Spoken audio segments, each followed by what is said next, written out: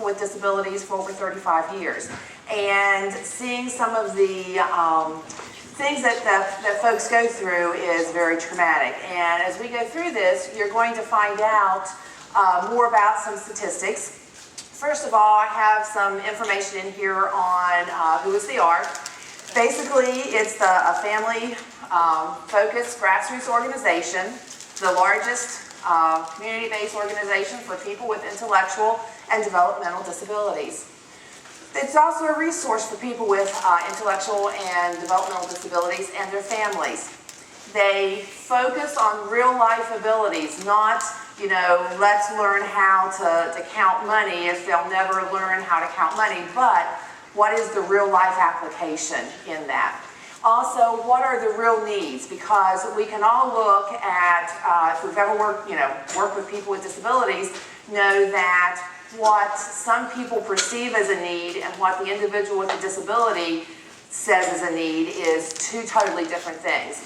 And there are real barriers and obstacles to full inclusion. We see that every day. There again, people will say, oh, well, I don't need a ramp into my store because I don't see any people in wheelchairs. It's like, well, they're not stupid. If they don't see a ramp, they're not going to come down the street to try and get in your store. So we look at the real barriers and those obstacles.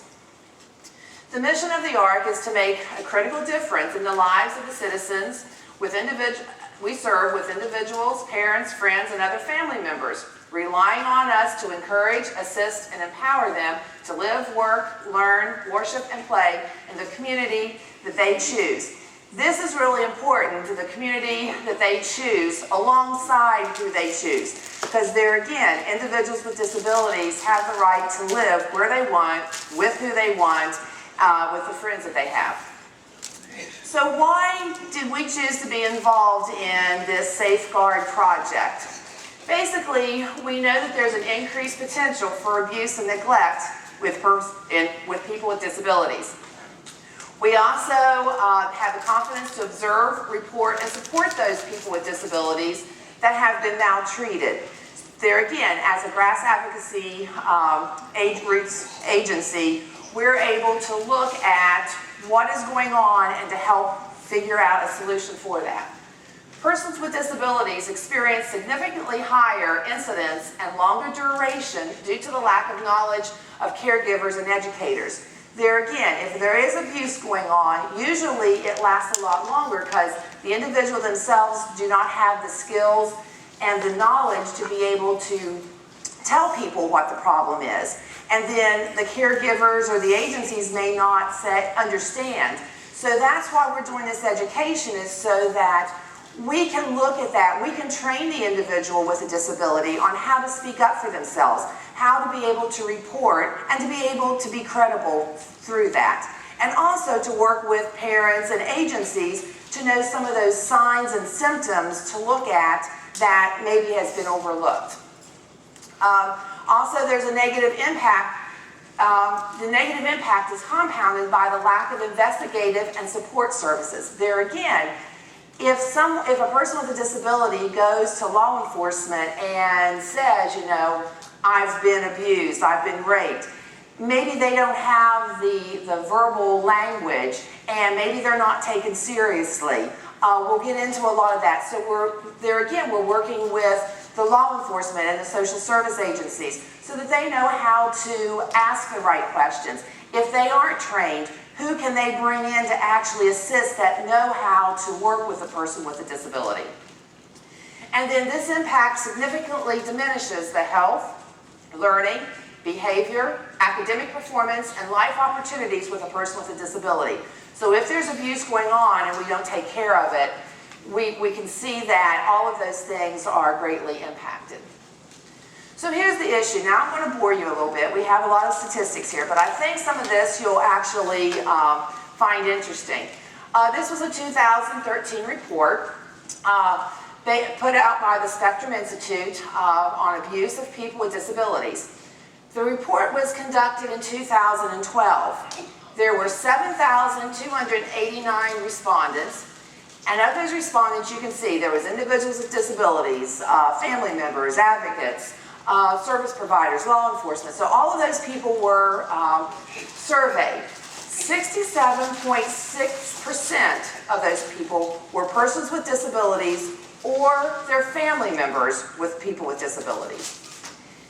So what we found out that the person with a disability who took the survey, over 70% of those individuals had been victims of abuse of one sort or another. More than 90% of those people that were victims of abuse said that they had experienced abuse on multiple occasions. Then, nearly half of the people with disabilities who had been abused did not report the abuse to the authorities. And nearly 54% of those that did report said nothing happened. And then in fewer than 10% of reported cases was the perpetrator arrested. So whenever we look at those statistics, it's kind of scary thinking we have our loved ones out there with disabilities and we don't know what's going to happen if there is abuse.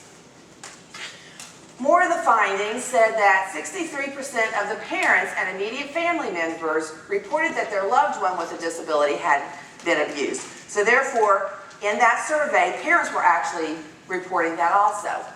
And that when therapy was provided to victims with disability, the therapy was useful, but only about 2/3 of the victims were ever referred for therapy. So if we show that, therapy helps, but only 2/3 are being referred for therapy, we need to do a better job there. And then the survey was not limited to those with developmental disabilities. It was all disabilities, but there again, the results clearly show that people with disabilities often are the victims of traumatic abuse. Then we have 90% of the victims suffered abuse on multiple occasions. Now this is kind of where it blew my mind.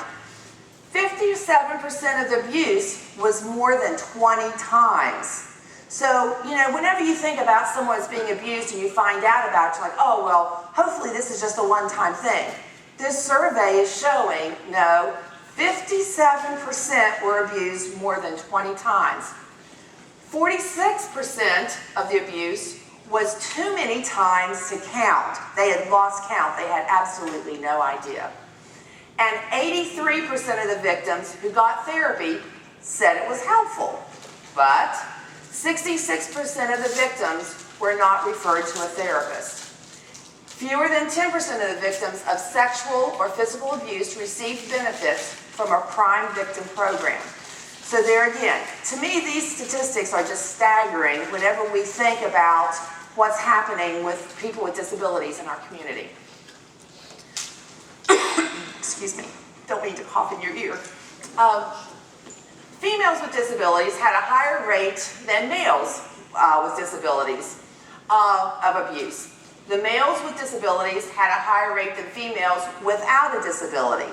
So we can look there and see, that the females with disabilities had, more rate of abuse than males with disabilities.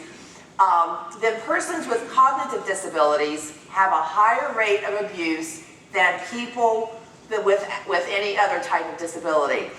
There again, a person with an intellectual and developmental disability is at a higher risk for abuse. And then half of all the non-fatal violent crimes against people with disabilities were perpetrated against people with multiple disabilities. There again, we look at, and later on I'm going to talk about the control issue and how that affects the person. So you see a person with multiple disabilities had a higher rate of violent crimes. Researchers found that 11.5% of adults with a disability were victims of sexual assault versus 3.9% of adults without disabilities. Now that is a huge difference whenever you look at those statistics. And in addition, 13.0% of people with disabilities were victims of attempted sexual assault compared to 5.7% without disabilities. So there again, you can see that people with disabilities have a higher rate of abuse than people without disabilities. Also, it found that women with physical and cognitive disabilities, that 67% experienced physical abuse in their lifetime, with 53% experiencing sexual abuse. And that these are approximately twice the rates of the non-disabled population. And then it also found that 62% experienced some form of abuse in their lifetime. So there again, these are a lot of statistics, but I just wanted to show you what we're dealing with here and why that we feel this is so important. So, children and adults with disabilities have among the highest rates of physical, emotional, and sexual abuse compared to any other group in our society today.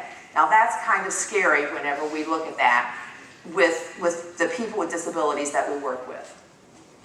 Some of the statistics for children. Now the other was just a survey that was done with any person with a disability. These are children with disability. About 6 million children with disabilities, ages 3 to 21, receive special education services in the country. Now this is as quoted by the U.S. Department of Education. West Virginia statistics. Now this is going to blow your mind here. There's 38,711 students aged 6 to 21 receiving special ed services in West Virginia. We're ranked 4th highest in the percentage of children receiving education services under IDEA Part B. 10.7% of the total school population are students with special needs.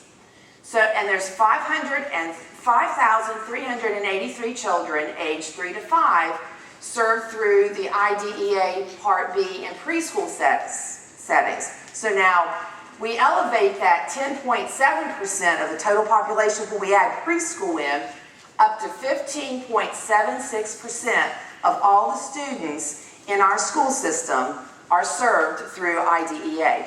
And if we look at that and then go back and refer to those statistics on abuse, there's a lot of kids out there that is probably in jeopardy.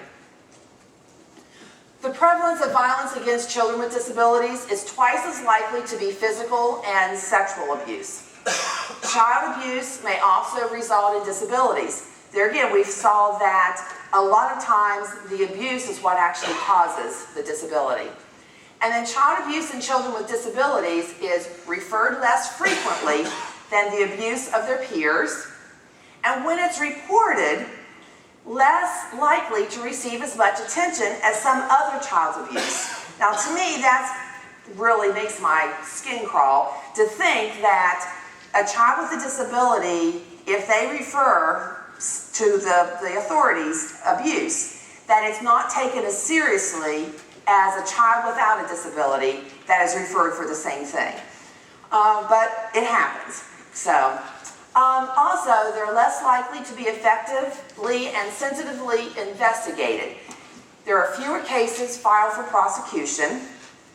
When they are prosecuted, there are fewer convictions, and when there are convictions, usually the sentence for the perpetrators are lighter than for normal children. So there again, if we actually do get the abuse to be investigated, then it's one of those things where, is it actually going to go for prosecution? If they actually go through, what's the guy going to get? A slap on the wrist? Where a child without a disability, that may be a big deal, and there would be something done. So there again, we need to think about educating our law enforcement and so that we can have them to do a better job with the investigation.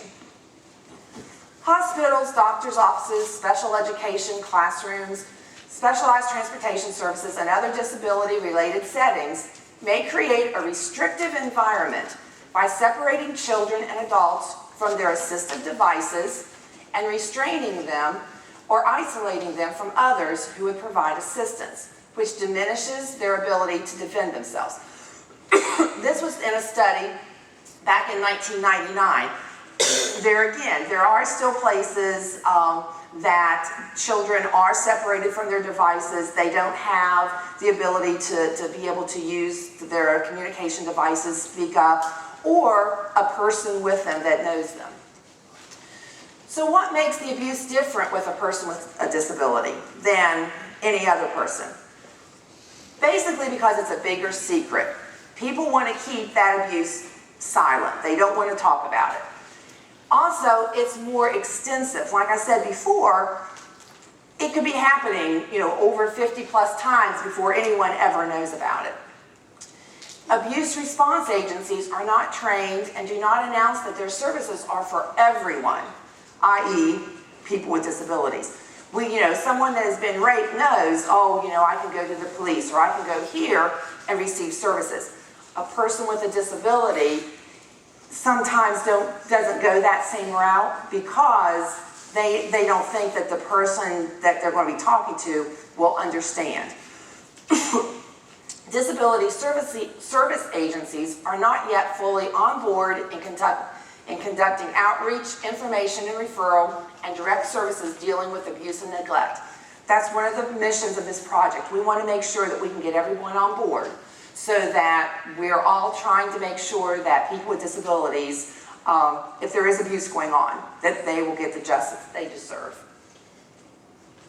Some other things that makes abuse different with people with disabilities is that children with disabilities are often completely left out of the information process that would give them the vocabulary and the understanding to describe the abuse. There again, sometimes the children with the disability isn't taught the right language. So they use whatever language they know. Well, they may not be taken seriously. So we need to do a better job of educating our children so that they know exactly how to report and what to say so that they can be taken seriously.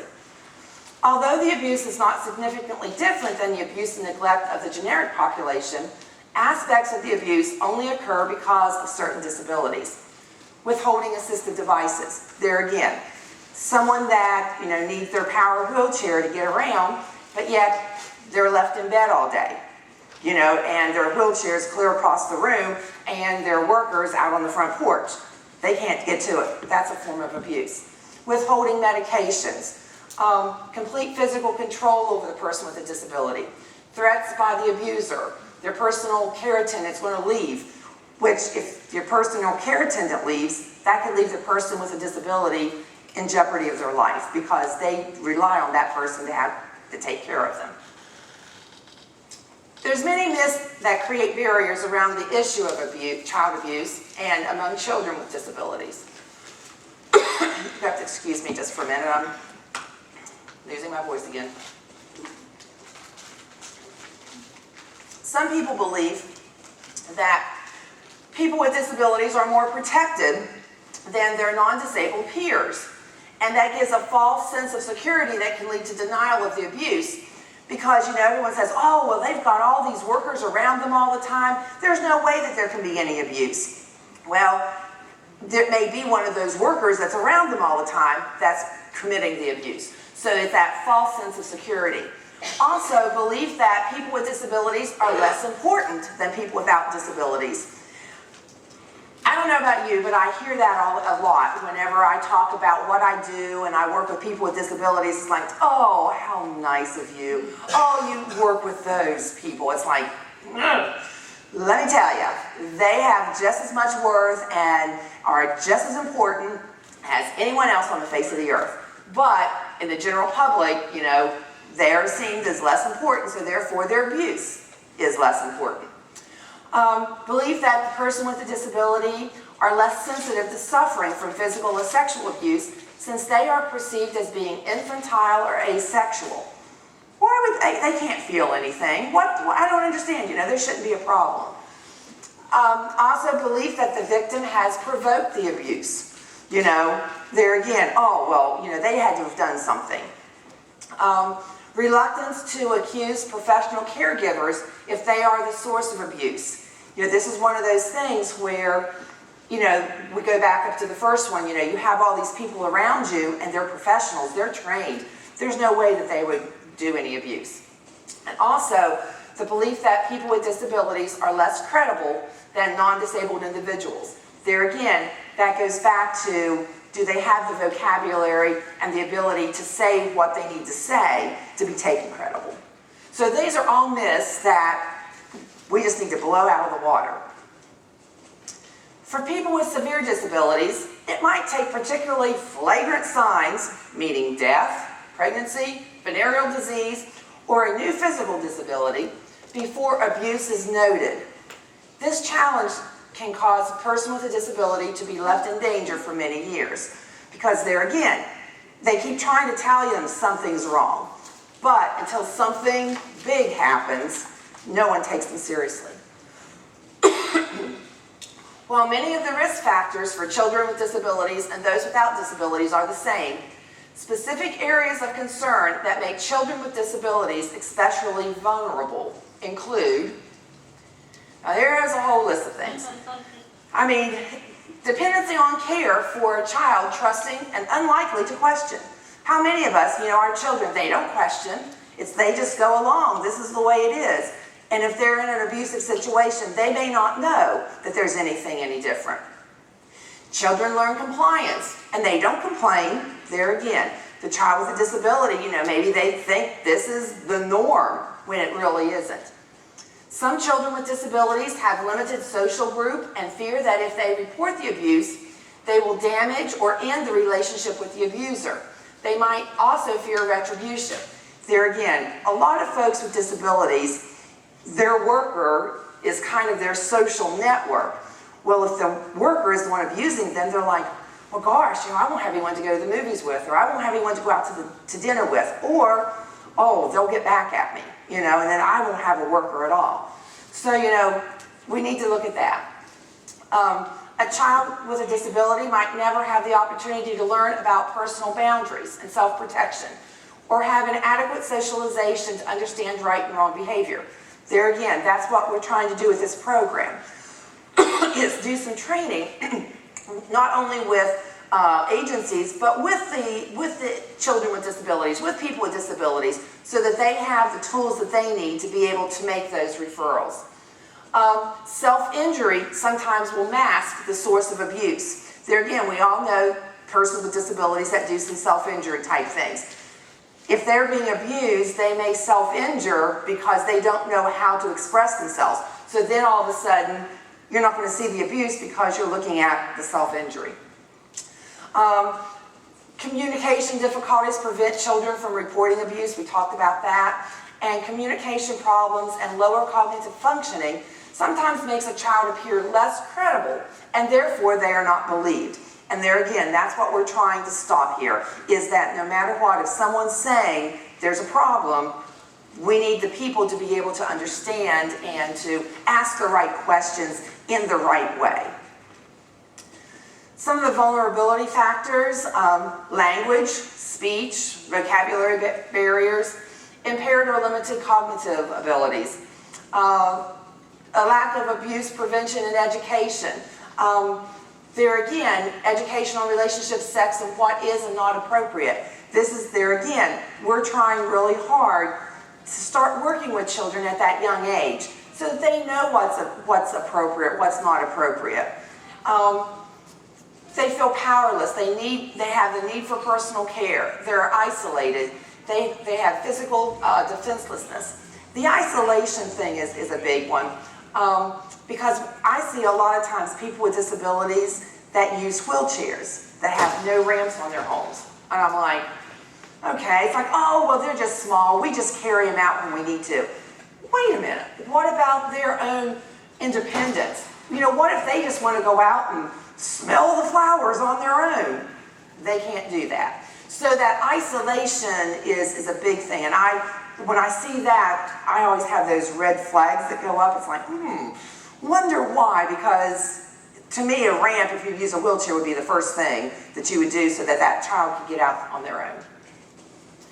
Some of the barriers to overcome, there's the stereotypes. We've all heard the stereotypes. Oh, well, Johnny, he has Down syndrome. He's so lovable, and, nothing would ever happen, and, all of this stuff.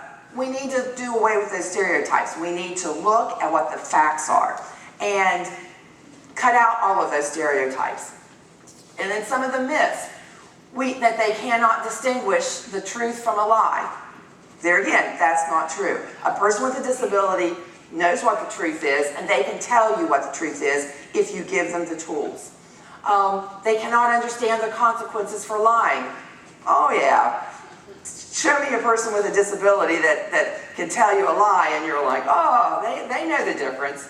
They don't have a sufficient or correct vocabulary to describe the abuse. Their communication style is suspect.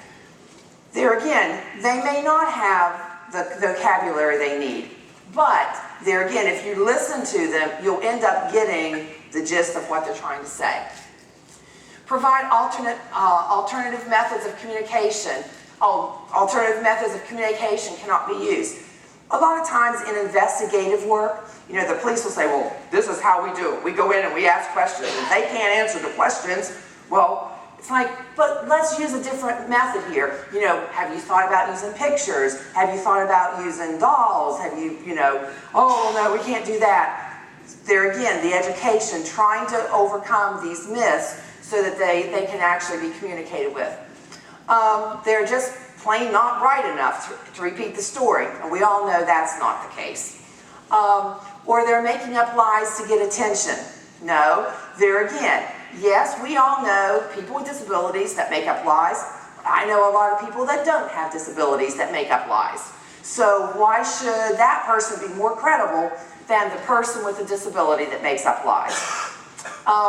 And they're asexual, or they're just engaging in wishful thinking. I don't buy it.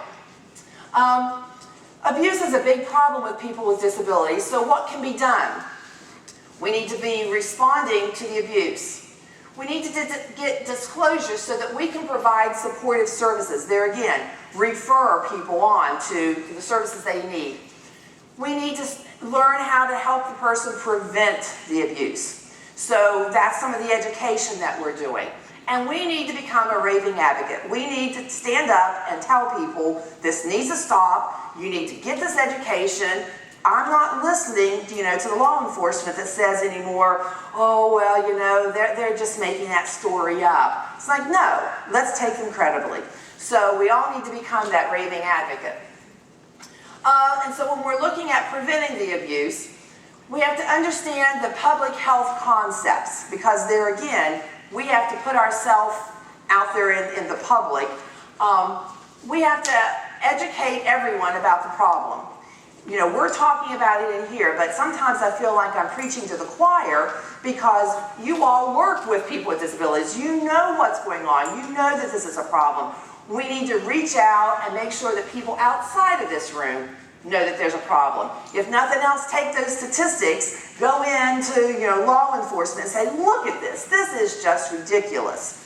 That's something we all need to do.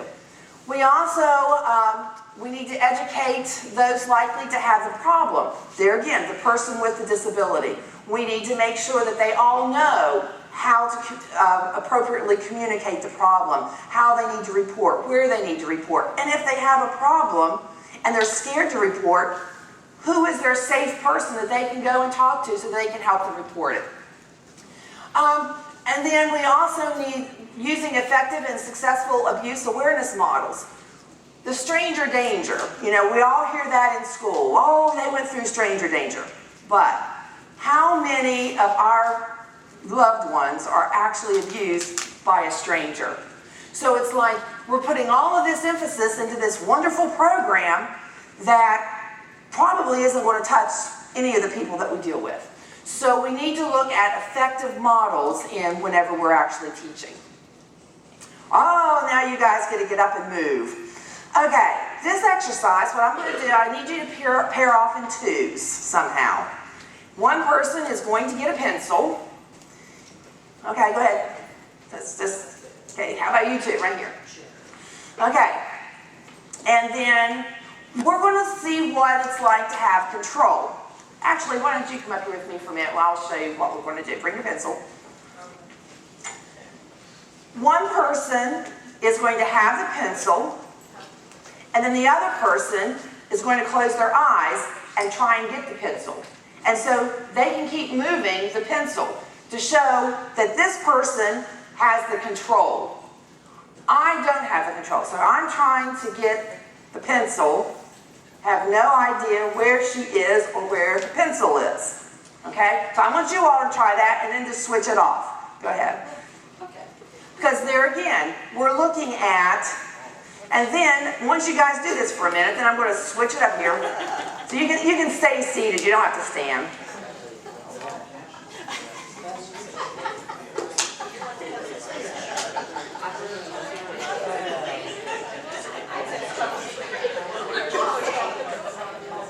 Okay?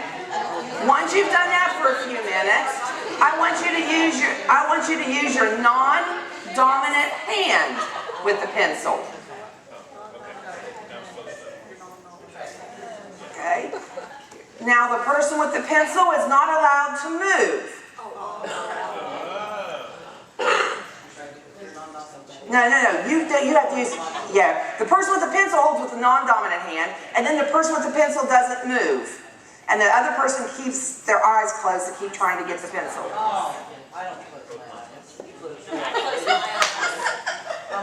Okay, so you guys can sit down. Does anyone have any idea what the purpose of that little exercise was? Other than we all look silly trying to grab pencils out of the air. What we're looking at is control. The person with the pencil had the control. So it was like if they could run free-nilly, they could move that pencil, they could move wherever. The person with their eyes closed couldn't get it. So then I tried to take some of that control away. Put it in your non-dominant hand. Hopefully that would take some of the control away. Well then I really took the control away when you just had to stand. So there again, that person, we're showing how a person that is a caregiver, a social worker, someone in education, can have control over a person with a disability. Now, the person that had their eyes closed, how did you all feel? Kind of helpless? Couldn't find it? You was like grasping at air? So there again, the person with a disability that's relying on the person with control that, feels helpless because once they feel like they figured out the rules, they change the rules on them and they have to move. So think about this. Whenever we're working with people with disabilities, think about that control issue. Because that's the next thing we're going to be talking about is what is power. Because there again, whenever we're dealing with individuals with disabilities and the power of the caregiver, the educator, whoever, it could be mom, they have the power. Power is a noun. It's the ability to make decisions for yourself or someone else. It's the ability to influence others and the ability to do what you want and the possession of authority. That's the definition of power. The definition of control. Control is a verb. To exercise restraining or directing the influence. To control the situation. To control others' behaviors. So now let's think about how power and control are interrelated and how they're different. If power is a noun, and is describing the ability, and control is a verb describing an action. Control is doing something or committing an act, while power is the ability to have influence over someone or something with no action involved. So see, you can have, if you have power, that doesn't mean you actually have to control someone. But if you're trying to control someone, that usually means you have the power over them. So abuse begins when someone takes advantage of their power and crosses that line into control another person.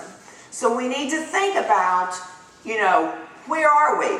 If we're a social worker, if we're someone that a person with a disability looks up to, they consider us somebody with power. We need to make sure that we don't cross that line so that we start controlling that person.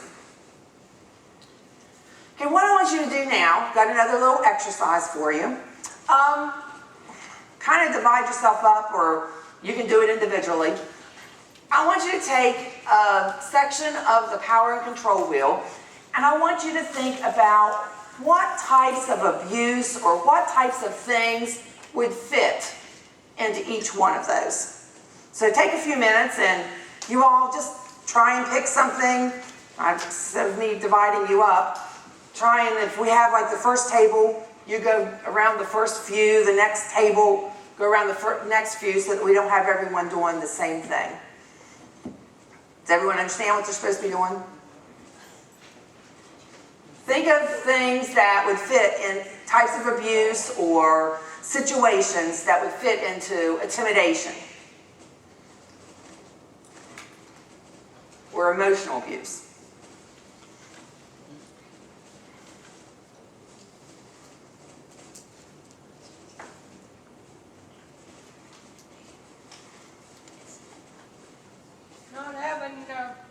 Not having reliable staff to be there on time, that you have to call in another staff. Okay, and which one would that fit in? Isolation and emotional abuse. What was it? It could be isolation if you can't get out. Yes, it could be isolation. Emotional abuse for the stress it puts. Emotion, exactly. Economic abuse for the lost money for not going to his job. See, there again, you hit the nail on the head. A lot of these things will fit into several different categories. So take a few minutes and write a few things down, and then we're going to talk about them.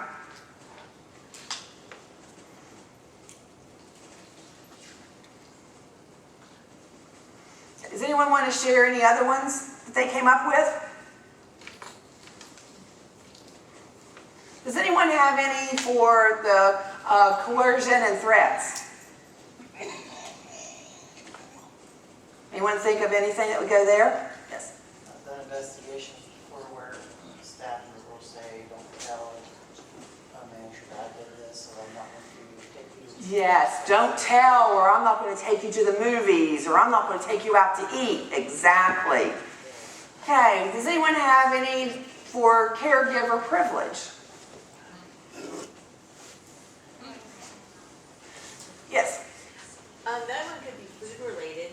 You know, I can eat whatever I want to, but oh, you're on this special diet. So Exactly. There you go. Exactly. Yes, I can have this big old piece of chocolate cake, and you get these few little carrots here. Look at this. Exactly. What about economic abuse? We had the example of Kevin. Is there another one? Yeah. Exploitation, but I've had staff borrow money from clients or... Yes. IOU or... Borrow money, write an IOU. Lunch and stuff like that. Yes, like, oh, hey, let's go out to lunch, but hey, I'm broke today, why don't you buy?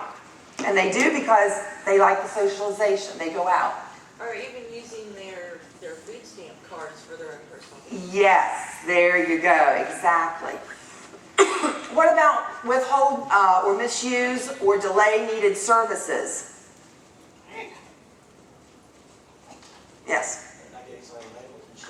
Not getting medical attention, or we go back to Kevin's situation. You know, their worker doesn't show up. You know, that they're withholding or delaying the services that Kevin needs. He needs to get up and get a shower and go to the bathroom and do all these things, and no one shows up. Refusing to give them medicine because they don't want anybody to know what medicines they're actually taking. There you go. Refusing, yes, to give medicines. Yes. Or they give them too much medicine because, oh, if they'll just go to sleep, then I don't have to deal with them for the rest of the day. Or they don't give it at all and take it themselves. Yes, exactly. Don't give it at all and then take it themselves. You got that right. Okay, what about minimize and justify and blame? I think you see that a lot when they're trying to report something, when they're trying to tell you that something's happening. The client's trying to tell you something happening, and it's like, oh no, they're just making that up. Oh no, you know. Or it didn't happen like that. It did, yeah, exactly. It didn't happen like that. Exactly. What about the isolation? Forcing somebody to stay in a room where you're not taking places like... Yeah, exactly. Yeah, not taking them places, make them stay in their room. Like I said earlier, just simple thing of not putting a ramp on the house so you can get out to smell the flowers if you want. Emotional abuse. Yes. Playing pranks on them, telling jokes that they don't understand, where they think that they're, Yes. bad language. Yes. Yes, that could all be that emotional abuse, yes. And especially if they're making jokes and it's really about them, but they don't understand it, so they're laughing along. It's like, well, they really like my jokes, they laugh about it. It's like, they're laughing because they want to fit in. You know, you don't make fun of them. Okay, what about the intimidation? Yes. Scream at them, threaten them. Scream, threaten, exactly. Or even just standing over somebody that's, that uses a wheelchair or something. Yes, that physical, I'm bigger and more powerful than you. Yes. Turning other staff against. Yes, turning other staff against them. It's like, oh, you don't want to be around them. They're nothing but trouble. So, now, this was the power and control wheel. This is the one that we want to avoid. On this wheel, why don't you come up with behaviors that would show equality and independence? How we can actually model what we're doing to show that we consider the clients that we work with as equals and that client is independent. So take a few minutes and think about all of those. Yes? On the economic, if the person has the financial means, hey, you buy my lunch this time and next time I'll buy yours because you have an agreement that that's what's, not an expectation, they're always going to buy yours or take advantage. You have an agreement that I've got some extra money coming or something and it's a... Right, and that's fine, but whenever it becomes that control thing... Well, yeah, but I'm just saying as an equality, you're seeing them as a equal. As an equal, As an yeah. equal. It's like, Doug, you and I will go out to eat today. I'll pay for yours today, you pay for mine tomorrow. Because you don't want them to feel like, if you do treat them equal, you don't want them to feel like you should always, if you have more financial means, that you should always buy theirs. Right. In the same way that you shouldn't take advantage of them always buying yours. Right. Maybe I get that covered by or running through a supervisor if I'm with an agency or something. Well, sure. Yes. Well, yeah, but I'm just Yeah. saying, because some people, if they're not through an agency, if they got their own personal care folks, they might Right. have agreements. A family member, a cousin, a Yeah. friend, yeah, exactly. But yeah, you're right. If it's an agency worker, Yes. they need to think about that one. Absolutely. Okay. What about any of those others? So we started with economic equality. Let's just go on up around. What about choice and partnership? How can we show that we want these people to be our equals? Yeah. Choice is a big one. Where do you want to go today? What do you want to do? What do you want to wear? Here's a bunch of stuff that looks good.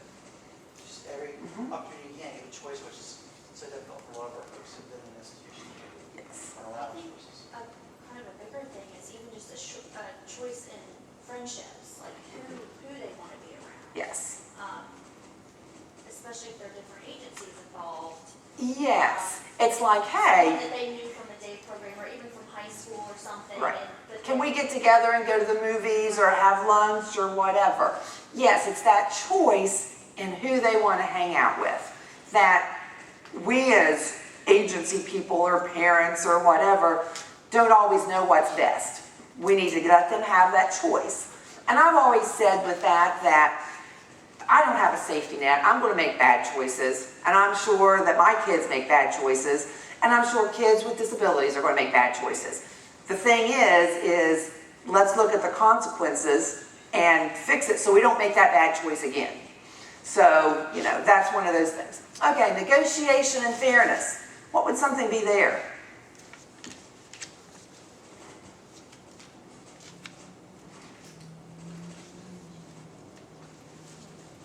What if Johnny doesn't want to take his bath?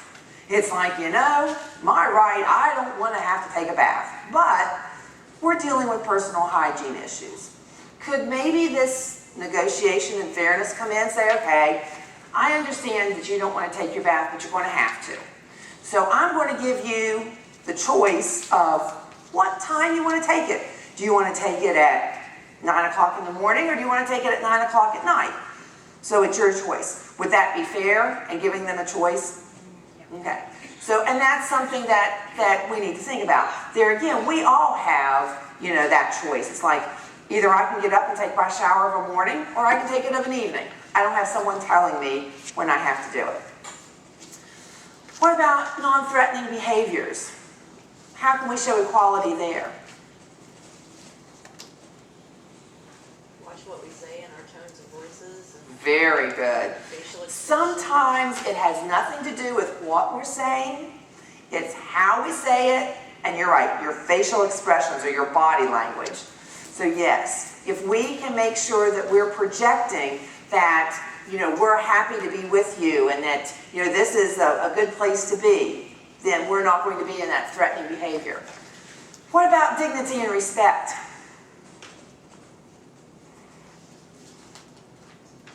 We're having this issue with my father. He's 90 and has Parkinson's, and while he can't get around without aid, he still has his right mind. So whenever it comes to decision with him, we ask him Very good. what he wants done. We don't say, this is what you're going to do. Yes. What you want us to do. Maintain that dignity.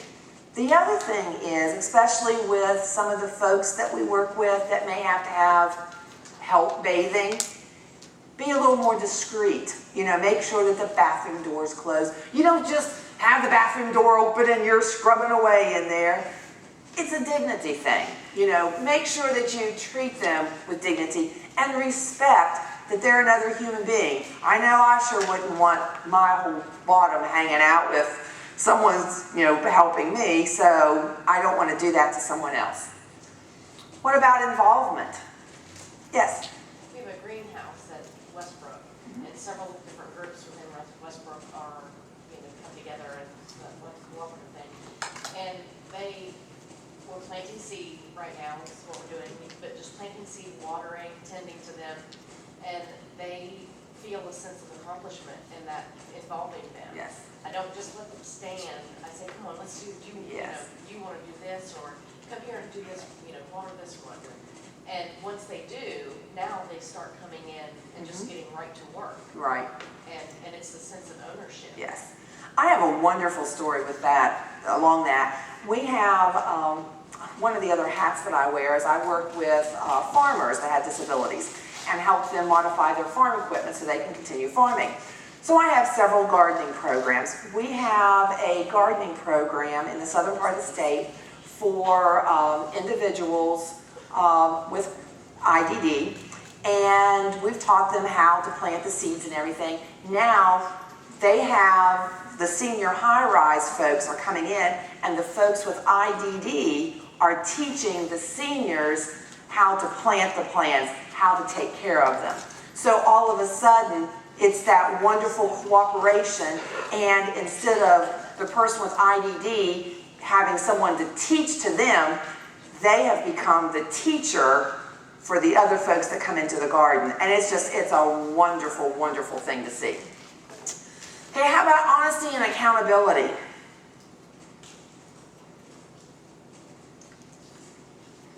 This is a big one.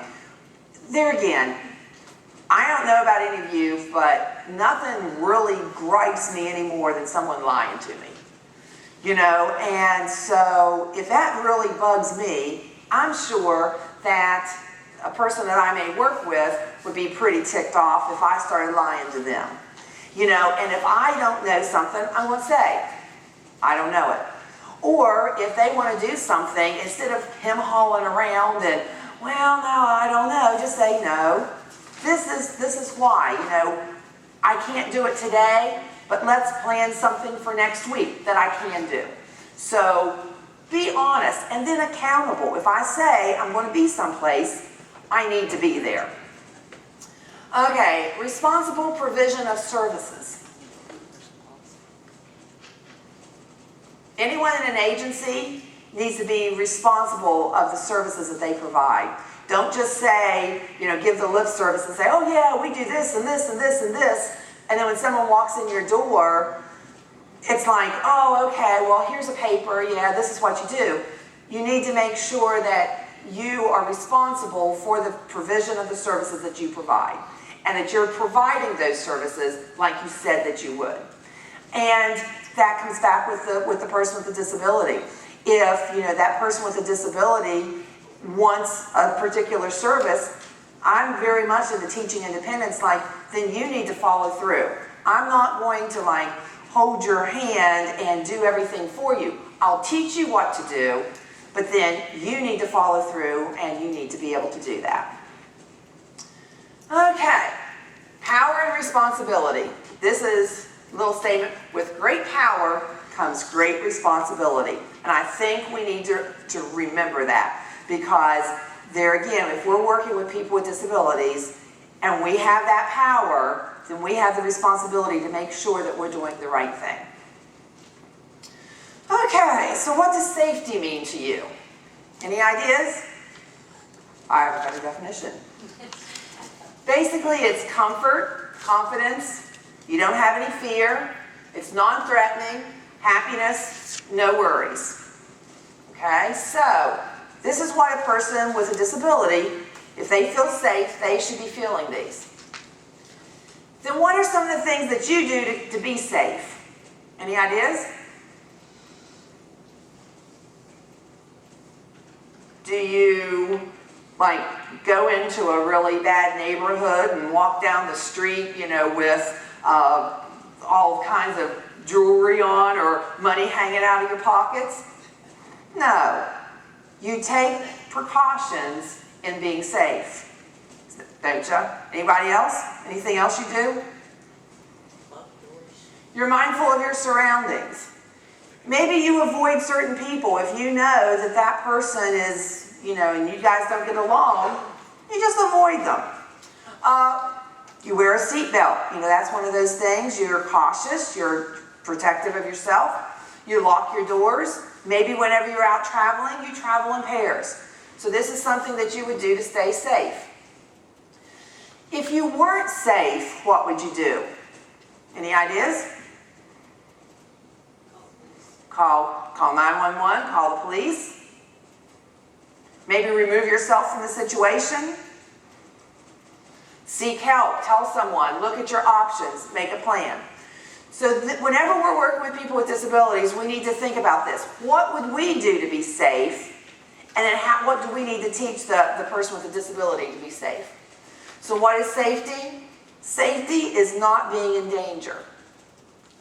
And it's being free from harm or risk of harm.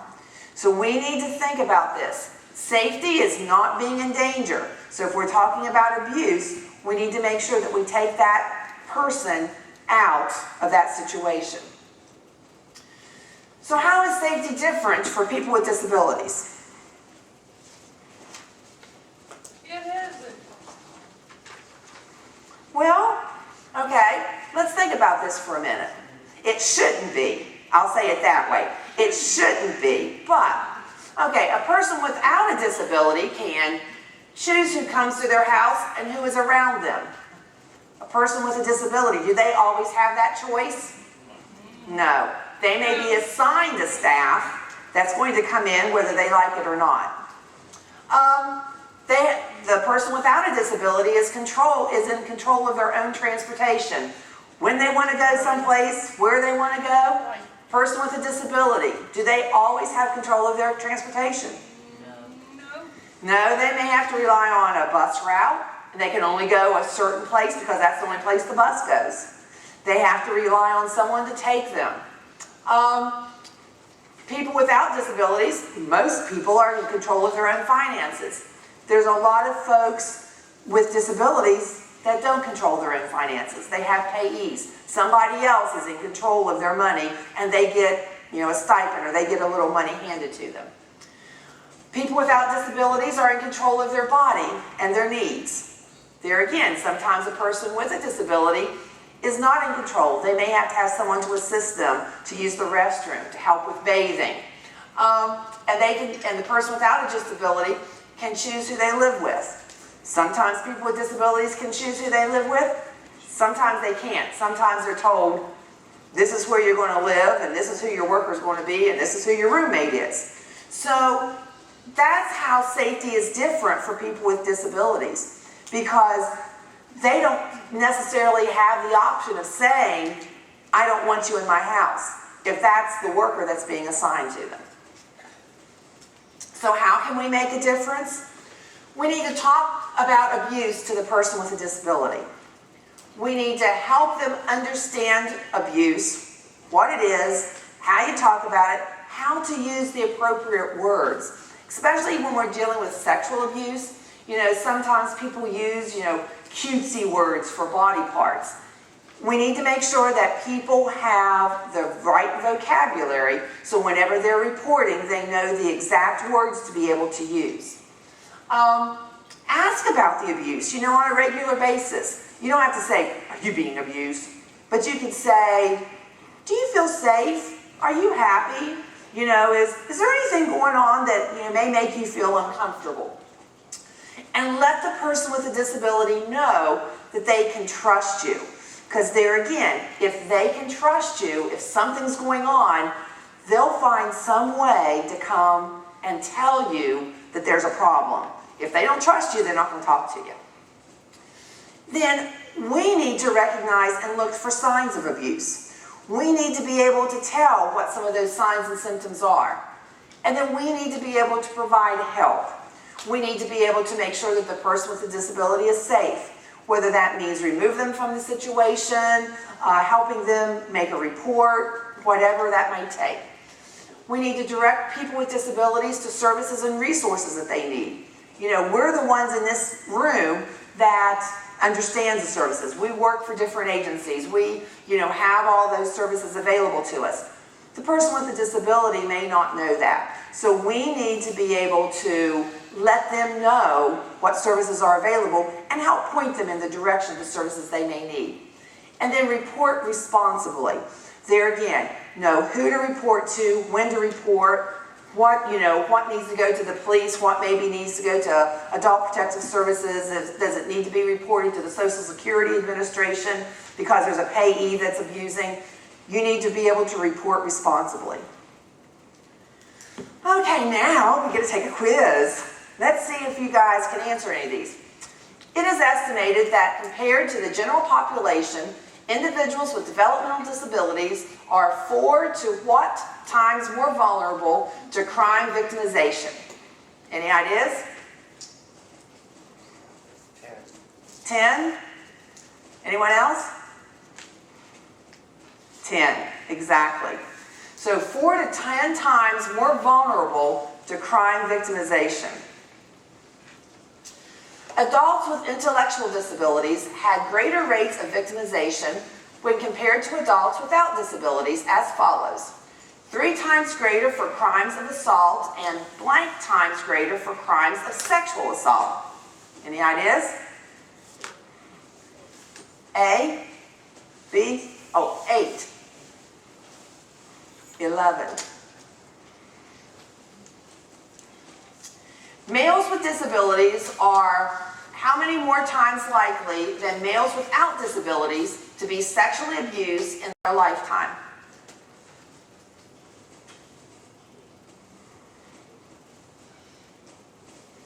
They're twice as likely to be abused.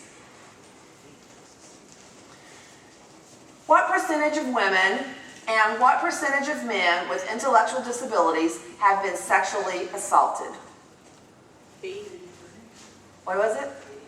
80-30, yep. Got that right. And like I said, these to me are staggering statistics. And if nothing else, like all of those statistics I showed you at the beginning, these are kind of in a nutshell. If you wanted to go to someone and say, look at this, these are some statistics that you could take. What percentage of the women who have been assaulted more than 10 times? What percentage of women with disabilities have been assaulted more than 10 times? C, 50? Yep. So there again, that just blows my mind. And then only what percent of sexual abuse cases involving people with developmental disabilities are ever reported? A, 3. I have some statistics here I wanted to tell you about that one, if I can find my notes. Basically, we're looking at 3% of sexual abuse cases involve people with developmental disabilities are reported. The general population, 22% of sexual cases are reported. So that's still a low number.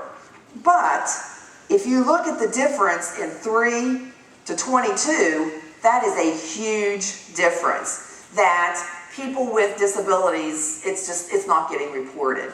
Prosecution rate's probably much lower. Oh, and the prosecution rate is even much, much lower, yes. But I just thought that that was amazing that even though 22% of non-disabled population reports, sexual abuse, the difference between 3 and 22 just was staggering to me. And what percentage of boys who are deaf have been sexually abused compared to 10% of boys who are hearing? And then what percentage of girls who are deaf have been sexually abused compared to 25% of the girls who are hearing? Pretty much you just need to look at the big one. And all of these, just look at the big numbers, because that's pretty much, we've got 54% of boys who are deaf and 50% of girls who are deaf. And there again, even though the individual that is deaf may be able to tell someone using sign language what's been going on, so many people don't understand sign language, and so many of the signs maybe aren't as aggressive as what we may use with our voice. So therefore they may say, I've been hurt, because that's the word that they know. And hurt may not be that as a big of a word as rape. So therefore, the people with disabilities that are deaf, sometimes that importance is kind of missed. So why does all of this happen? Basically, access to help and resources may be limited or restricted by the abuser. There again, it goes back to, is the abuser saying, oh, you don't need to go, oh, everything's okay. Even if someone comes in, it's like, oh no, they lie all the time. They're just making that story up. People with disabilities are easy to manipulate. There again, it goes back to that power thing that we did. If we have that power, we have that control over them, we can kind of say, you don't really want to do that today, do you? We just want to stay home. Or, you don't really want to talk to anyone because that'll just get me in trouble. And you and I like to go out and shoot pool every Friday night. Well, if you get me in trouble, we can't go out. So a lot of people with disabilities can be easily manipulated. And sometimes the person with the disability won't tell because they are afraid they will get in trouble. There again, it's like, don't believe them, they lie all the time. So when someone comes in, they're like, oh, they got these bruises on them because they were outside, and fell down whenever they knew they wasn't supposed to be outside. Well, all of a sudden, the person with the disability is in trouble because they went outside when they wasn't supposed to and fell down and got these bruises. When in reality, that's really not what the story was. And then often when a person with a disability tells, they are not believed because of how they tell and who they tell. There again, if you don't believe the person, and they may not have the language skills that they need, or they may be telling the wrong people. So why is this important to us here in this room and as we educate anybody that will listen? We need to be able to identify the abuse.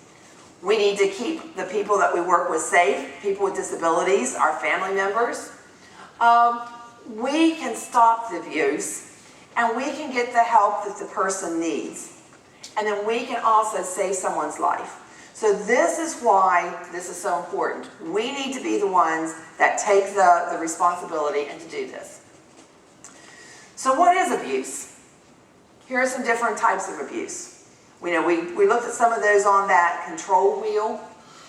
We're going to go through some of these and show some indicators. Financial abuse is the intentional misuse of another person's money or assets for personal gain. So here's some examples. Stealing or helping someone to someone's possessions without their permission. Not treating reports of theft seriously. Borrowing from one client for another client without permission. Not returning proper change when making purchases. Oh, I've seen this one. You know, you're out and all of a sudden it's like, oh, I'll give you back that change whenever we get home. Well, it ends up in the person's pocket and that change is actually never returned. Or forcing people to pay for food for someone else. You know, we talked about that earlier.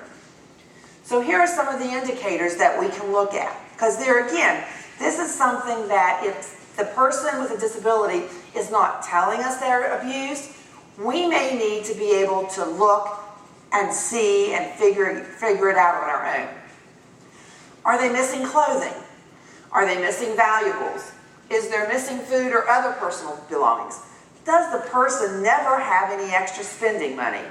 So those are all kinds of red flags that if any of those are happening, maybe some more questions need to be asked. Talk to the person, find out what's really going on. Neglect. That's the failure of a caregiver to provide for a person's basic needs. Some examples: withholding food, medicine, or other items that is needed. Not assisting when you know someone needs the help. Ignoring or postponing calls for help. Forgetting or delaying help with eating, drinking, bathroom assistance. Or leaving essentials out of reach. Water, dentures, your walker, a call button. So all of these can be neglect, you know, and sometimes we need to think about abuse and neglect can happen and it's really maybe not intentional. It's kind of absent-mindedness, but it's still abuse. You know, if you're the worker and, you know, you leave the wheelchair parked over there and so-and-so is in bed, and you go out and sit down on the sofa and accidentally fall asleep for 2 hours, okay, you didn't mean for that to happen, but it still happened and it's still abuse. So, or it's still neglect. So you need to think about those things. Some of the neglect indicators would be a loss of weight, dirt under the fingernails, matted hair, body odor, heavily soiled or stained clothes, reduced ability to walk. There again, if somebody's being left in bed all day and they're not getting up to exercise, maybe their muscle, you know, becoming atrophied and so they're not able to move as well. Maybe have skin breakdowns or breakouts. Have symptoms of either over-medicated or under-medicated. Psychological indicators, including withdrawal, a change of behavior, depression, agitation, anger, or demanding behavior. So those are all we can look at to see if there's neglect. Yes? Gaining weight can also be a sign of neglect. Yes, it very well can be, because they're just eating junk because that's all they can get their hands on. Exactly. So yeah, loss of weight or weight gain. Emotional abuse. The use of manipulation, deception, or deprivation intended to violate the emotional or psychological integrity of a person. Some examples: threatening with punishment if they do not behave, talking to others about the person as if they weren't there. And this is something that just goes through me like a knife, I guess. Whenever I'm out and I take someone with a disability out to eat, we're at a restaurant, and the waiter or waitress will not talk to them. They have to talk to me to say, well, what does he want to eat? I don't know, ask him.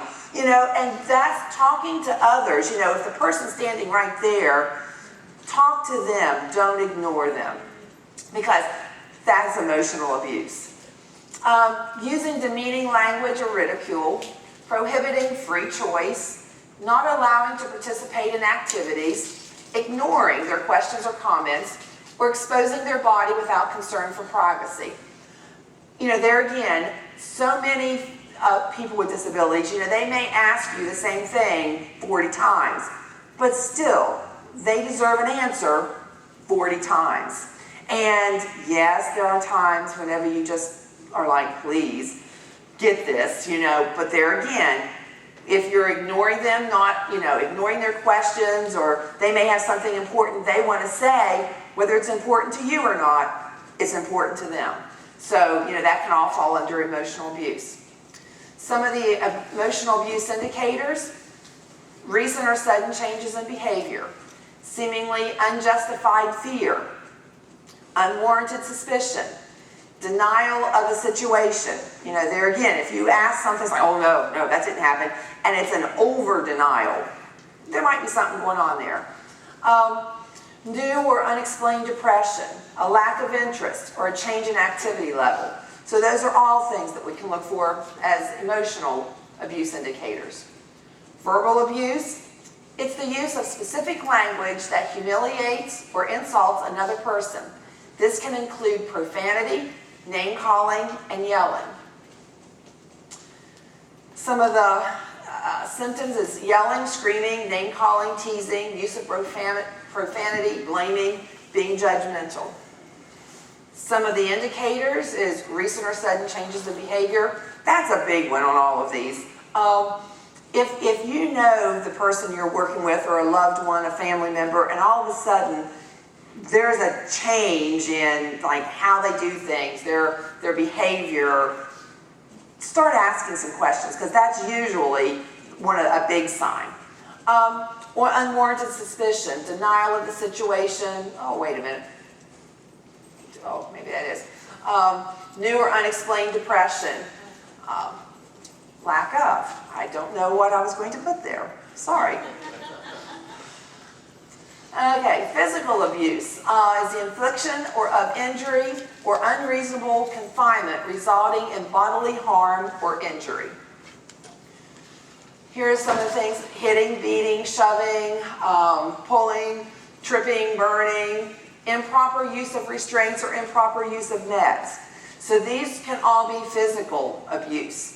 And physical abuse is probably the easiest abuse to see, because usually there's something. You can see a bruise or a scratch or something.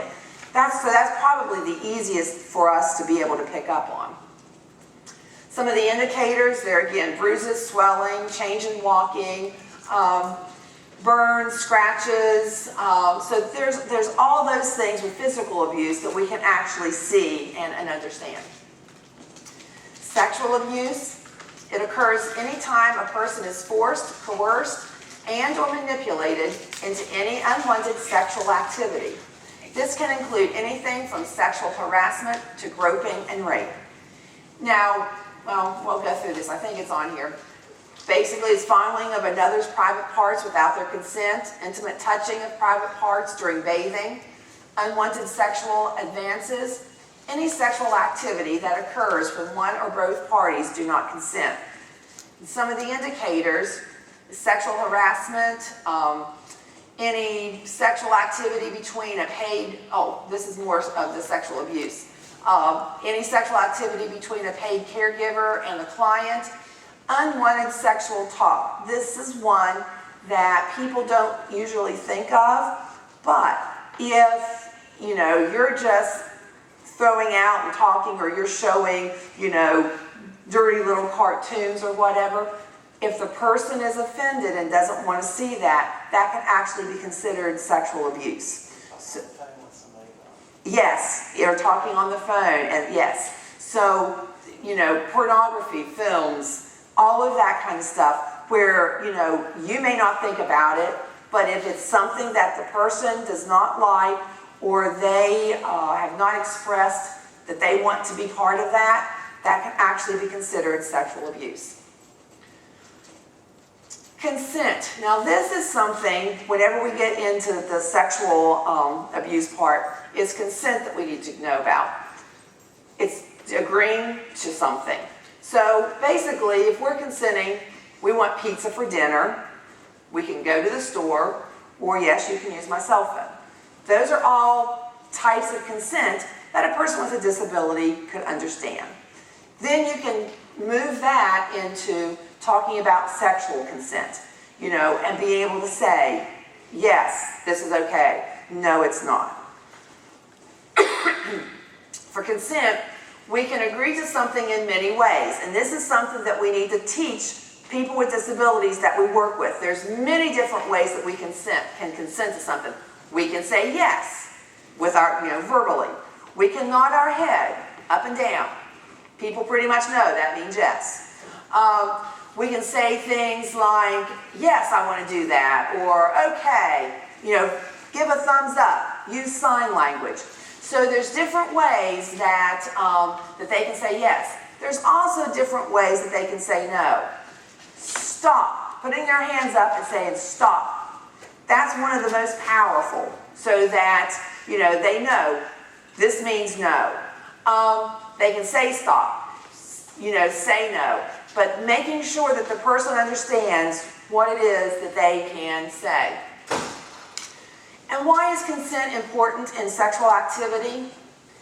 Basically so that the person feels comfortable with the sexual activity.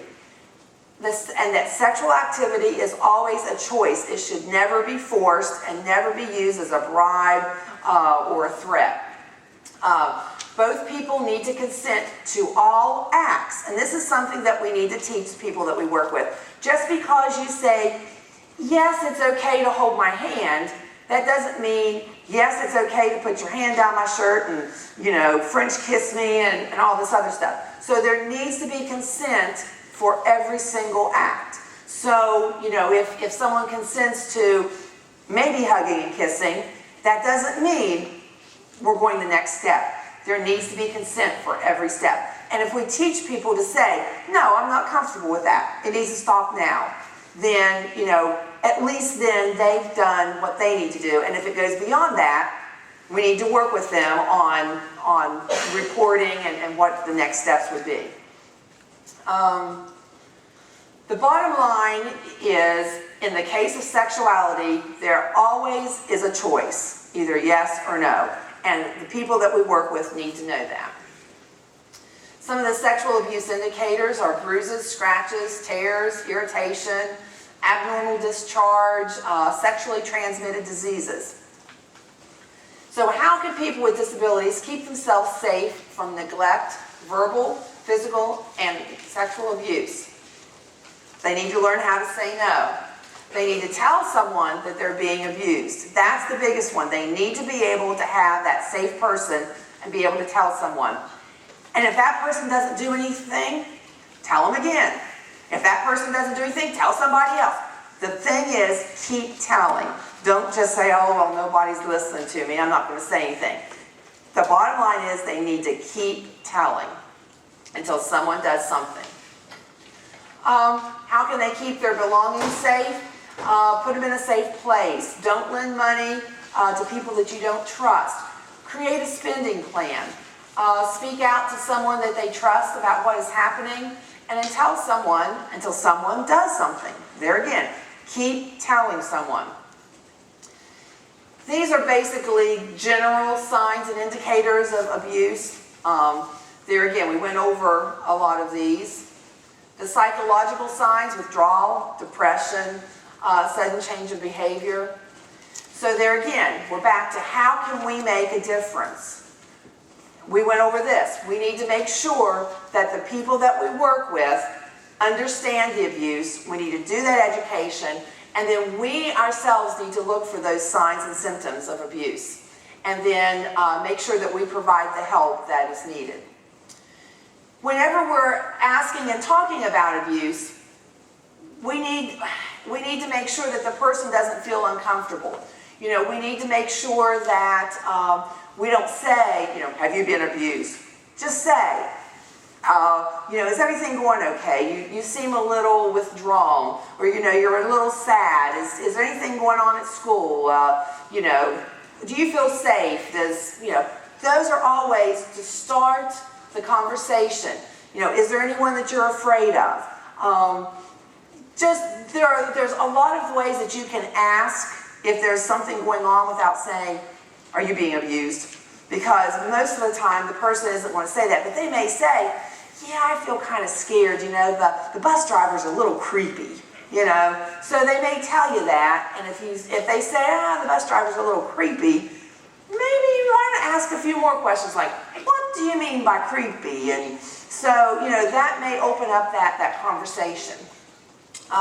Or has anyone made you do anything that you didn't want to do, other than take a bath when you didn't want to? But, those are some of the things that you might want to think about. different questions you can ask. Then how to tell. We need to teach them how they can tell what actually happened to them. You need to tell someone that you trust. You need to keep telling until someone does something. That's the biggest thing, is to make sure that the person with a disability has someone in their life that they trust, that they can actually go and talk to and keep telling them. And if that person doesn't answer, find somebody else. And we maybe be able to step back and say, hey, do you want to, talk? Maybe they would feel like talking to someone that they're not as close to. This is a big one. I mentioned earlier, whenever someone with a disability is trying to make a report, sometimes they're not taken seriously because they may always have a smile on their face. They may be happy. So if they're in there and they're telling, say, I just got raped, and they're like really happy, and they're like, oh boy, this person doesn't act like, they've just been raped. But that may be just the way they are. So we need to teach them, whenever you're making this report, you need to be serious. I know that you like to be happy, you like to smile all the time, but this is one of those times you need to look serious. You don't need to be laughing or smiling. You need to stick to the facts. Make sure you say the facts and use the words that are the appropriate words. Don't use the cutesy words that you use at home. Use the actual words for body parts that you've been taught. Use a loud voice. Don't stand like this and talk like, oh, I don't know. Because then they may not take you credible. Look the person in the eye and say, this is what happened to me. And if they don't believe you, keep telling, this is what happened. Now, we are going to talk about communication here a little bit. So, I need a table. I'm going to squeal. Doug, I need this table now. Is there someone that can help? Okay, because one of the problems, I've got to walk in front of this and I'm scared to death I'm going to squeal. If I squeal, I'm sorry. Okay, whenever a person with a disability is trying to communicate, we're going to have a little communication exercise of our own. And I would like 2 volunteers. Don't everyone jump up at once. Here we go. We have one right here. Okay, come on up.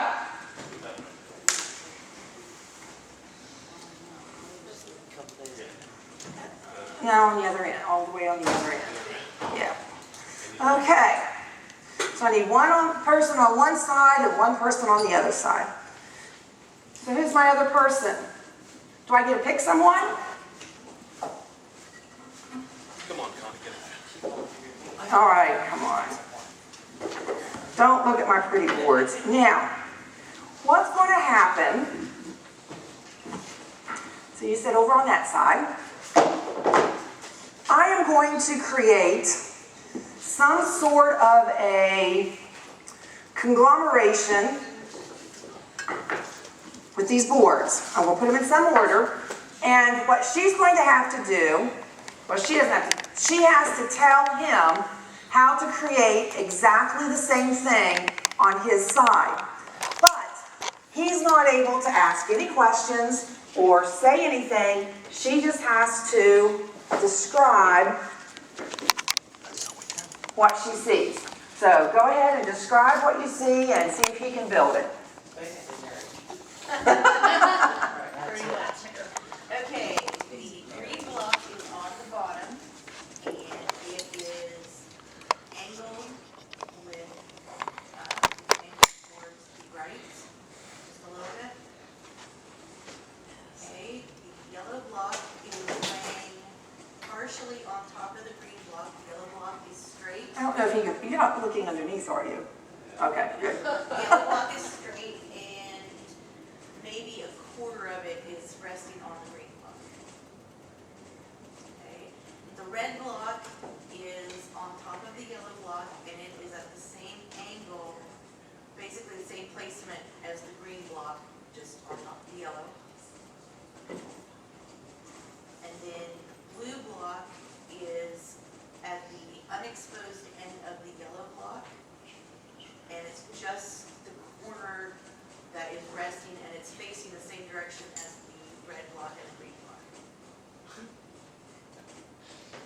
let's see how close he got.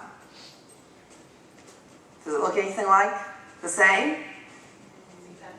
Not quite, okay? So now then, we're going to make something different, and you will be able to ask questions, but they can only be yes, no answers that you ask, okay?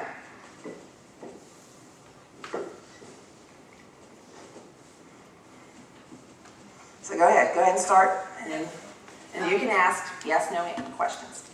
The blue block is on the bottom, and it is mostly straight vertical in front of you, but with a slight tilt to the right.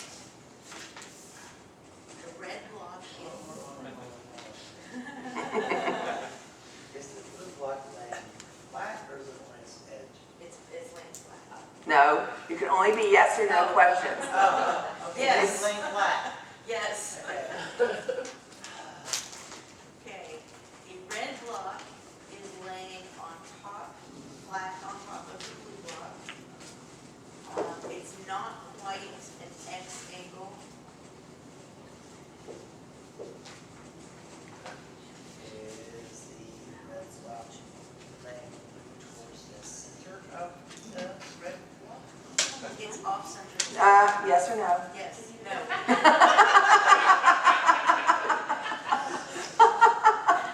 No, And is the red block laying on the flat part of the edge?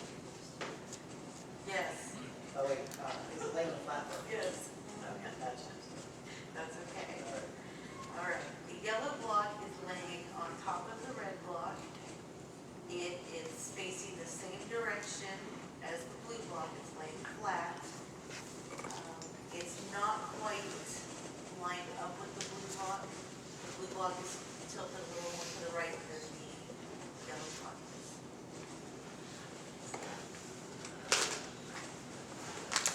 Yellow block ahead of the blue block?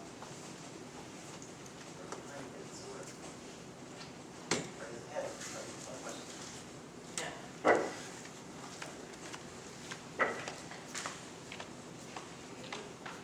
The green block is resting on the red block, and it looks like a ring.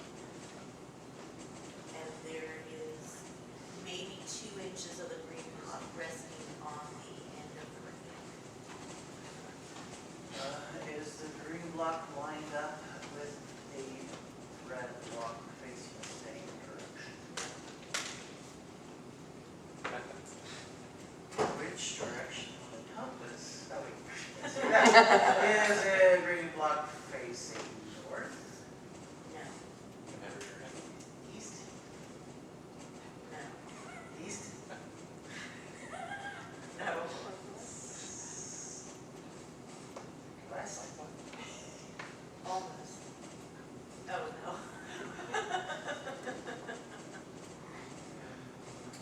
He said. Well, wait, can I ask the question Okay, based on no. what you asked? The green block, you said the green block is facing the same way as the red block? No. Is the green block adjacent, or perpendicular, sorry, to the red block? Yes, it is. Gotcha. Oh wait, and does it make a right angle with the red block? Yes. Okay. So see, this was much better. So basically, that's all we're going to have time for here. So thank you.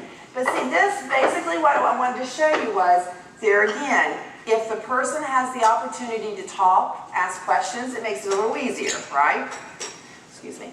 And there again, we need to understand that we need to use the language that the person can understand. You know, is it facing north? Is it facing south? You know, we need to make sure that the person that we're talking to understands what those directions are, so that they're able to make that, be able to respond to that.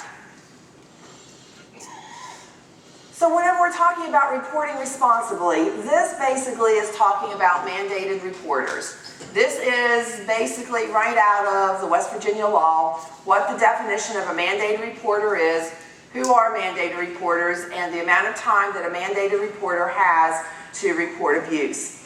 So if you fall into any of these medical professionals, dental professionals, mental health professionals, Christian Science practitioners, religious healers, social workers, law enforcement officers, state and regional long-term care ombudsmen, and employees of any nursing home or other residential facility, you've become a mandated reporter. So therefore, you have 48 hours in order to make a verbal report. So therefore, this is according to the West Virginia law. Every state has different laws regarding mandated reporters and who are mandated reporters, but this is the West Virginia law. And I know that that's really small, but you can actually, yes? Oh, no, go ahead. I would ask a question about that. Oh, go ahead. I have a question. You may have touched on it. I'm sorry, I had to step out to handle some business. But did you happen to discuss where smoking, being in a car or being in a location where you're exposed to secondhand smoke and how that, know where the law fits in? I know there's been a lot of discussions. We know we've had some situations where folks who are served through agencies have been transported in vehicles where other people are smoking. And is that, I personally believe that's abuse. If the person, yes, and there again, it's one of those, and that actually goes back to the policy of the agency. So therefore, it would need to be reported as abuse and to go up through the chain. But if that is not addressed in the policy of the agency, then that's where that needs to be addressed, because when I get on through this, it talks about different places to report. That would not be something that could be reported as a crime. That would have to be reported as an agency policy that would need to be changed. Yes, Doug? Would it depend on what kind of vehicle you were in? If it was the individual's vehicle or the staff vehicle, if it's a company vehicle, that might be a policy, but if it's a person's vehicle, you'd be Okay. violating their... Okay, let me clarify. If you and I are buddies, Yes. and you and I decide to go to the movies, and I decide I want to smoke a cigarette in my car, there's nothing you can do about it. But if I am employed by an agency and I'm your worker taking you to the movies, that in your car, or if it's even in my car, the agency policy can dictate, because you have someone else's health and well-being in your vehicle. So therefore, even though any other time I could smoke in my vehicle any darn time I wanted to, there are times that I cannot smoke in my vehicle because I am jeopardizing the well-being, the health and well-being of someone that I'm caring for. But that has to be addressed in the policy of the agencies. Does that answer your question? Well, my point was, if I don't drive, but it's my personal vehicle and I'm hiring that person through an agency, it's not their policy, it's my car, and I don't want them smoking, I don't care who they are. Oh, okay, right, yes, that's your car. Does that make a difference if it's my vehicle versus an agency? Well, but it still goes back to that person is still caring for the health and well-being of that individual, no matter whose car they're in. That, okay? Okay, we'll zoom right on this. Reportable crimes there again. We need to look at what are reportable crimes, making sure that we're reporting in the right places. Because like I said, the one that we just talked about wouldn't be somebody that you report to the police or to Adult Protective Services. So you need to know for yourself where you need to report, and then you need to make sure that you teach the person with a disability where to report. And here are some of the places to report. Call 911 if the abuse is happening right now. You know, if there's an emergency situation, you need to call 911. The DHHR abuse hotline is listed there. There again, if you are suspecting any abuse through Adult Protective Services, Child Protective Services, and you are a mandated reporter, within 48 hours you have to call this hotline and make that report. You need to follow your agency protocol. There again, know what the agency that you work for, what their reporting mandates also. If you're, there again, if you're an advocacy agency, look, to the arts, the Centers for Independent Living. Those are other places that provide advocacy so that if you're not sure where to go, you can call one of those places and they'll help you figure out where you need to call. Yes? Well, which one trumps the other? My requirement to report something within 48 hours or the agency protocol? Well, the agency protocol better follow the 48-hour one, and I can't imagine any agency that wouldn't. Here's my hypothetical. Say I'm a case manager for somebody and the client says, my midnight person is falling asleep on the shift and the burn marks on the furniture because of cigarettes and stuff like that. And as a case manager, I report it within 48 hours directly to DHHR and then hope that they'll investigate internally with the supervisors going on shift. Personally, I would. I mean, because I'm one that I tend to err on the side of making sure that the person is safe, and so therefore, personally, it wouldn't take me 48 hours.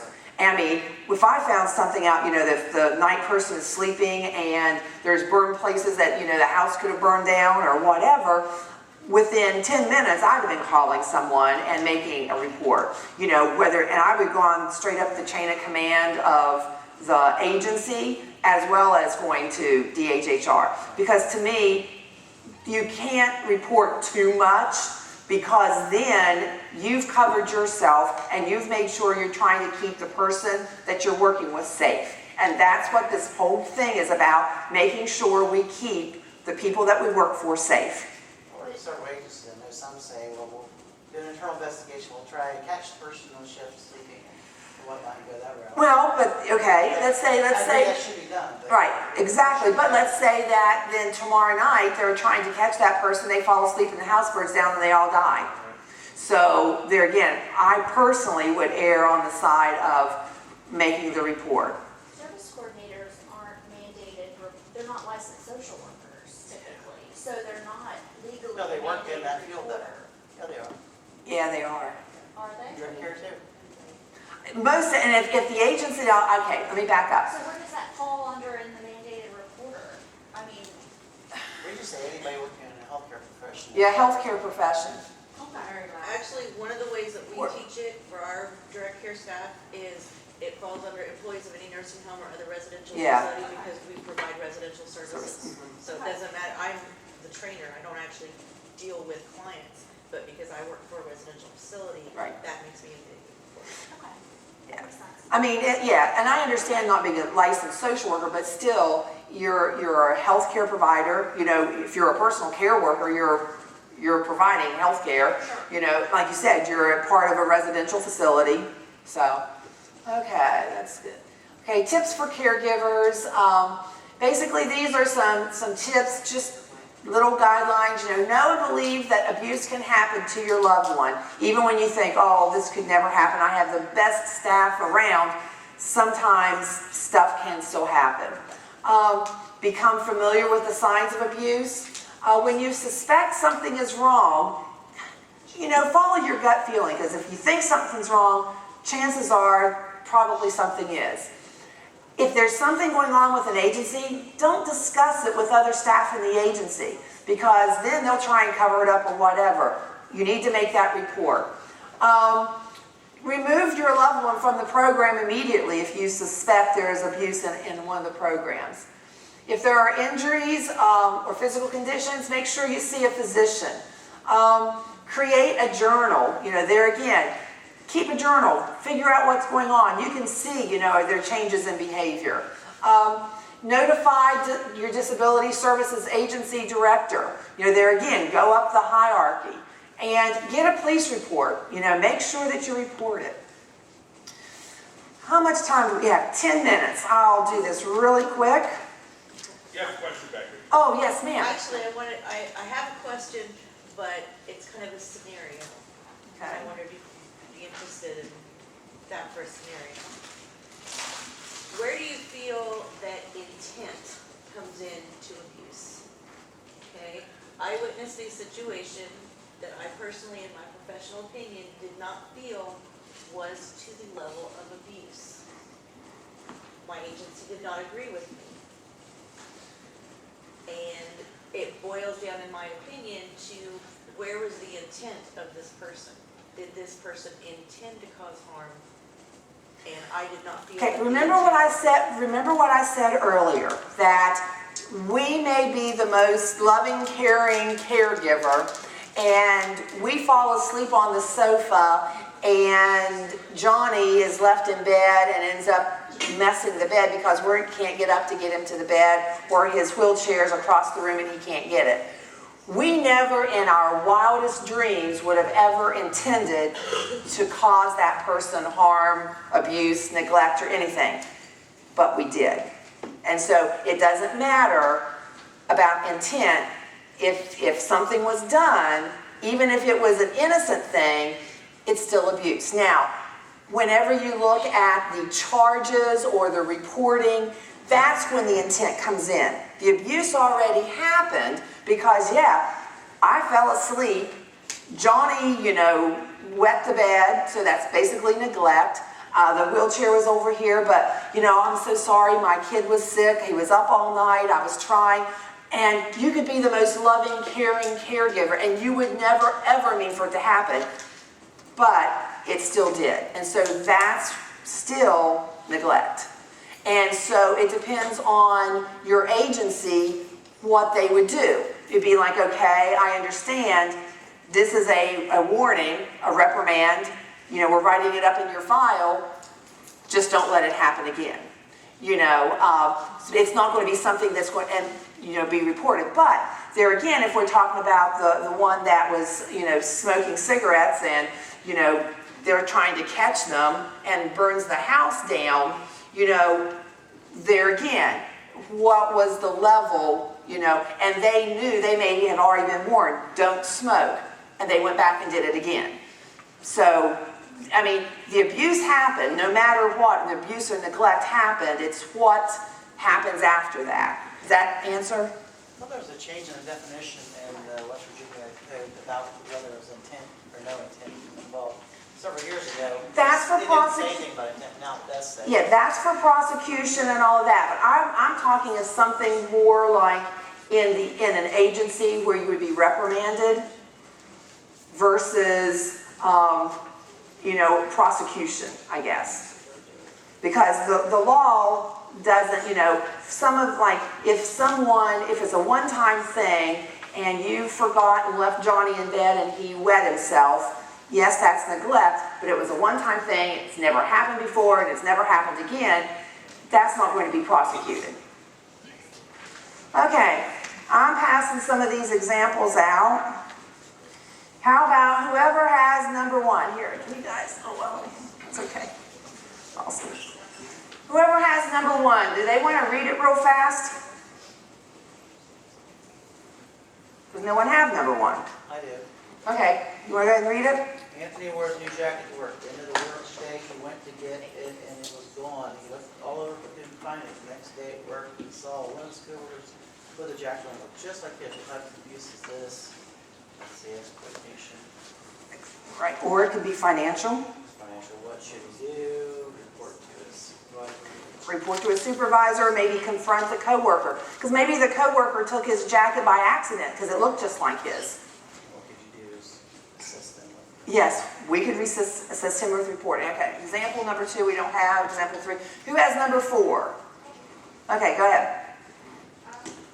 Why is Teresa's boyfriend? Teresa has lots of friends and talks to lots of people at the training they both go to. Juan doesn't like other people talking to his girlfriend. He tells Teresa she's not allowed to talk to her friends.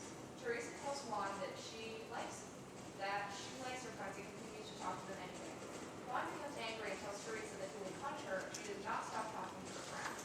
Teresa wants to talk to her friends but is scared of losing Juan and getting punched. What type of abuse is this? What should Teresa do? What could you do? Okay, so what kind of abuse would that be?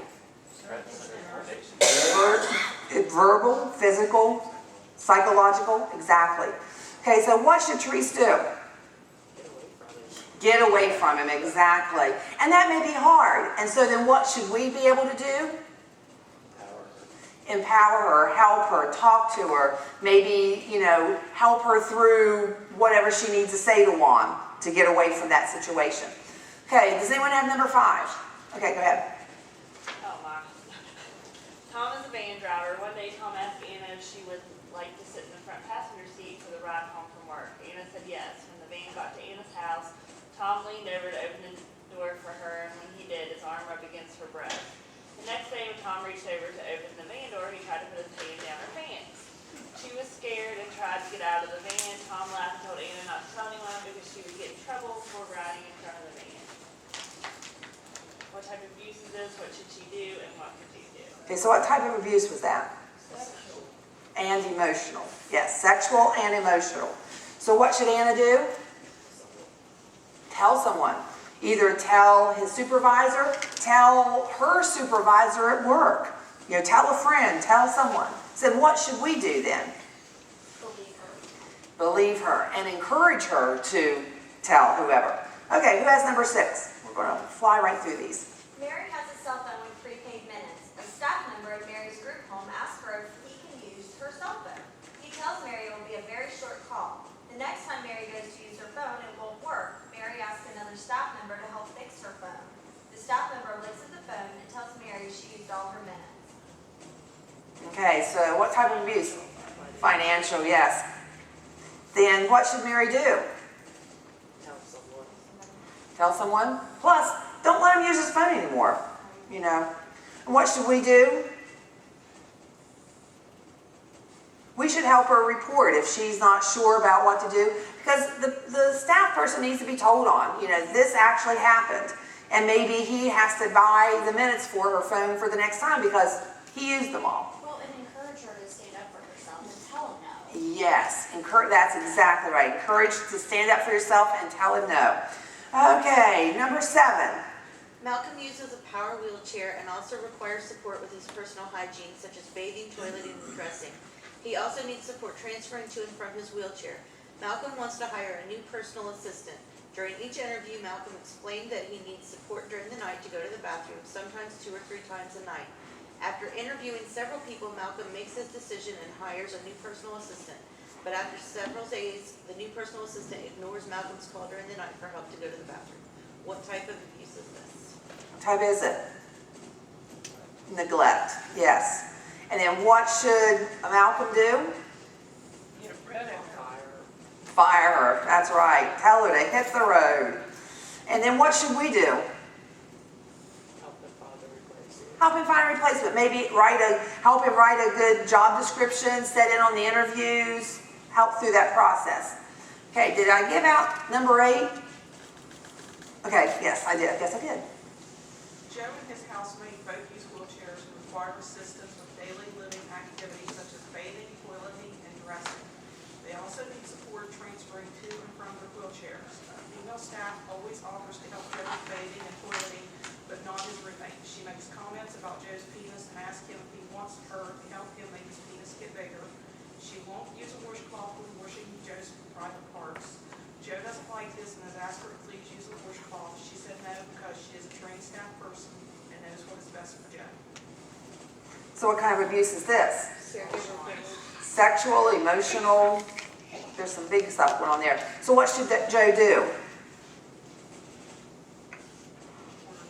Reporter, right. Tell someone. And also that could be reported to the police. And he's got a roommate that probably knows what's going on. Exactly, yes. And then so what should we do? Believe him, provide that emotional support for him, and help him make any of these reports if necessary. Okay, well, that is all I have. Here is additional information. You can call the ARC of the Mid-Ohio Valley. There's their phone number, their website. Does anyone have any questions? We just pulled that right off in the nick of time. Any questions? Comments? Okay, yes, Mr. What do you do with difficult situations where the person won't tell because it's a family member, it's the only person that they know that will take care of them and they don't want to be left alone? And if they tell, then they're essentially saying their choice is put up with the abuse or have nobody. Okay, and that's a lot of folks are in that category. But then it's our responsibility to make sure that we reassure them they will not be left alone and that we'll find staff, find somebody. There is no reason why anyone should live in abuse. I mean, that's, yeah, and just because the fear of being left alone keeps a lot of people from reporting, but we need to make sure that we assure them that we will figure something out, that, you know, they're not going to be left alone, and that abuse is not the way to live. Anything else?